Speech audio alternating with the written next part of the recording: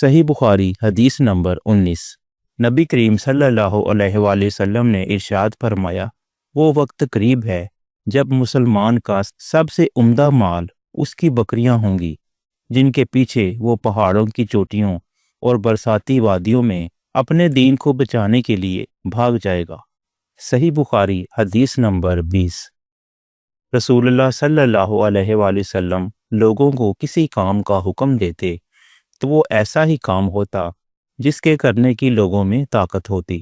اس پر صحابہ رضی اللہ عنہم نے عرض کیا کہ یا رسول اللہ صلی اللہ علیہ وآلہ وسلم، ہم لوگ تو آپ جیسے نہیں ہیں، آپ تو معصوم ہیں اور آپ کی اللہ پاک نے اگلی پچھلی سب لغزشیں معاف فرما دی ہیں، اس لیے ہمیں اپنے سے کچھ زیادہ عبادت کرنے کا حکم فرمائیے۔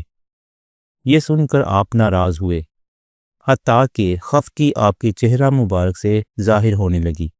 پھر فرمایا کہ بے شک میں تم سے زیادہ اللہ سے ڈرتا ہوں اور سب سے زیادہ اسے جانتا ہوں، پس تم مجھ سے بڑھ کر عبادت نہیں کر سکتے۔